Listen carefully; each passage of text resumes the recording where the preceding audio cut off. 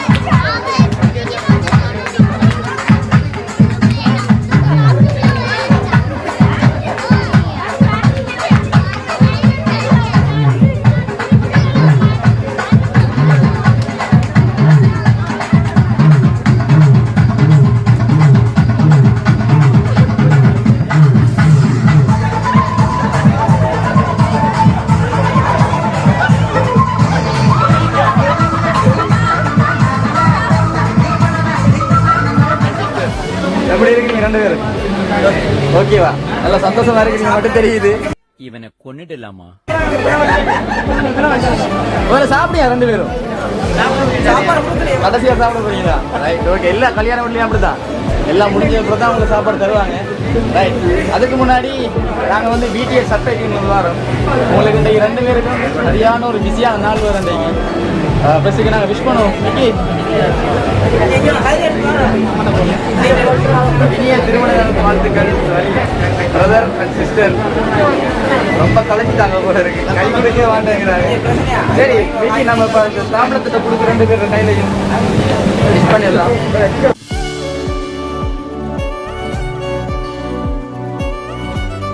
ரொம்ப கலைஞ்சினீங்க போல இருக்கு.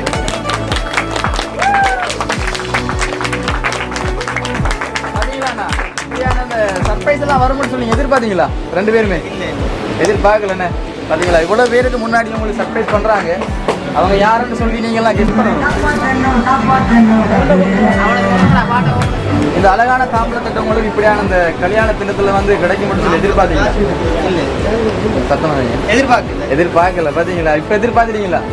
இன்னும் நிறைய கிஃப்ட் எல்லாம் இருக்கு உங்களுக்கு தாரத்துக்கு. பிடிச்சிருக்கா அந்த பணப்பொதி ரொம்ப பிடிச்சிருக்கு போல இருக்கு, பார்த்த உடனே தெரியுது. இன்னைக்கு நம்ம இப்ப அந்த ரோஸ் ரெண்டையுமே கொடுத்துடலாம் அவங்கள்ட்ட.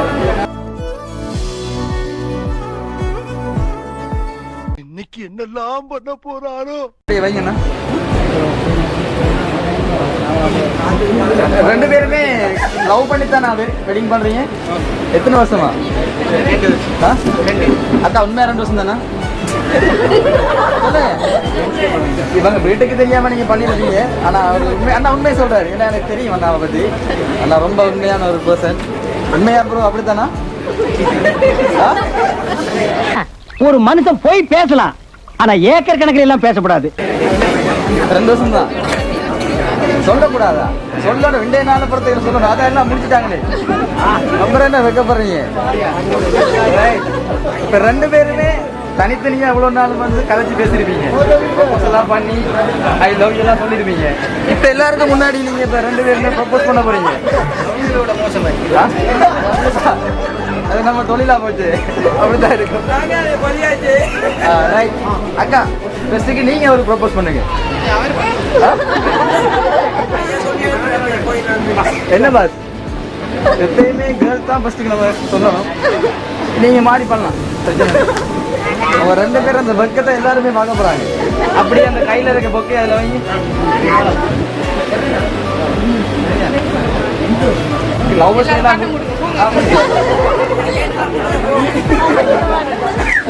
லவ்வர்ஸ் எல்லாம் முடிஞ்சு எந்த ஒரு வெக்கமே தேவையில்லை. ஏன்னா அவங்க 2 பேருக்கும் கல்யாணம் முடிஞ்சு பாருங்க எவ்வளவு பேர் பார்த்துட்டு இருக்காங்கன்னு சொல்லி.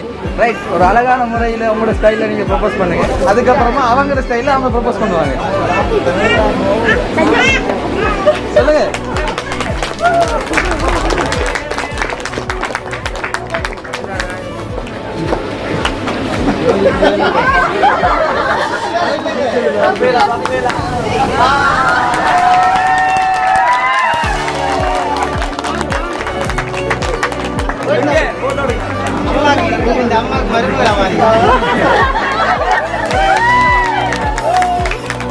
கேட்கல ப்ரோ, சத்தமா அம்மாக்கு மருமகள் ஆவாரியா? சொல்லுங்க, நீங்க அதுக்கு பதில சொல்லுங்களேன். பாவம் மட்டும் போறீங்களா? அப்படியா? இது என்னடா அது புதுக்கதையா இருக்கு. சரி, இப்ப நீங்க அவருக்கு ப்ரொபோஸ் பண்ணலையே, நீங்க ஓகே சொன்னாரு, அவர் உங்களுக்கு ஓகே சொல்லணுமே.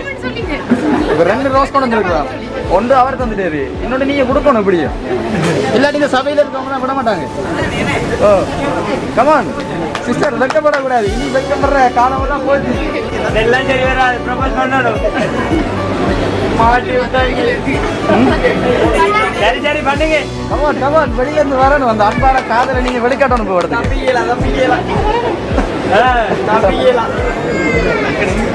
சொல்லுங்கக்கா, பாருங்க எவ்வளவு பேர் வெயிட் பண்றாங்க. ஏதோ எமோஷனல் ஃபீலிங்கான பாட்டு பிஜிஎம்ல போடணுமா?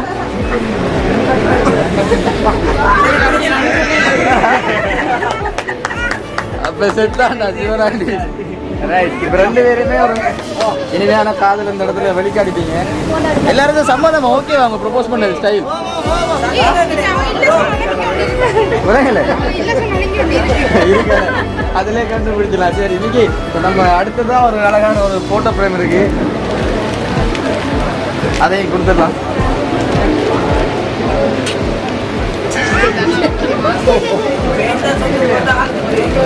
எல்லாருக்கும் முன்னாடி அதை அப்படியே உடச்சி காமி.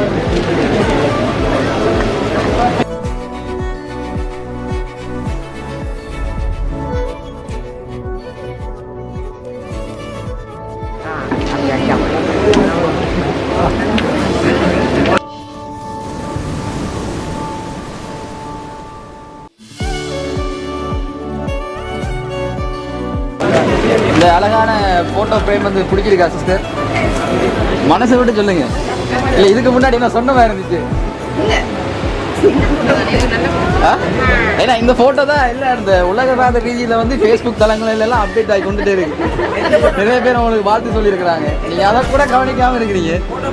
இப்போ பாருங்க, ஓ என்னடா போட்டோவில் டிஃப்ரெண்டா இருக்கான்னு யோசிங்களா?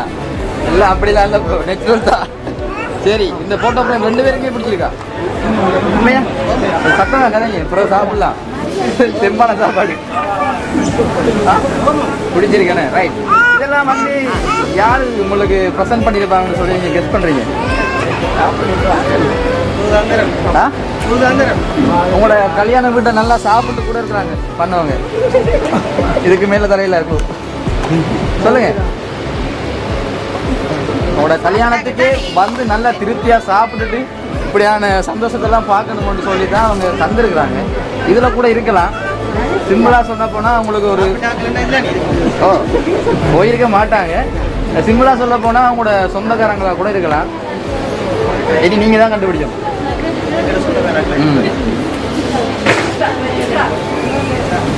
சொல்லுங்க. அதான் சொல்றேன்னா யார்கிட்ட கண்டுபிடிக்கணும்? குடும்ப உறவுகள் தான். உங்களுக்கு உங்களை ரொம்ப பிடிக்கும், அவங்களையும் ரொம்ப பிடிக்கும்.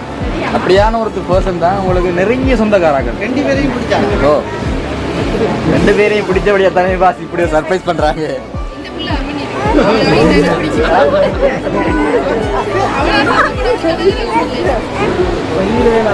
சொல்லுங்க.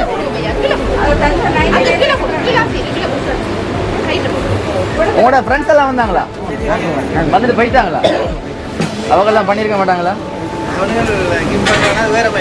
வேற மாதிரி பண்ணுவாங்க. அப்படியா? சரி, ஓகே ப்ரோ. என்ன செய்யலாம் உங்களோட கெஸ்ட்? ஆனா நீங்க தான் சொன்னாங்கன்னா யாருமே நம்ப மாட்டாங்க. ஓ, அப்படியா? என்ன செய்ய மிக்கி? கண்டுபிடிங்க. வெளிநாட்டுல கூட இருக்கலாம், உள்நாட்டுல கூட இருக்கலாம்.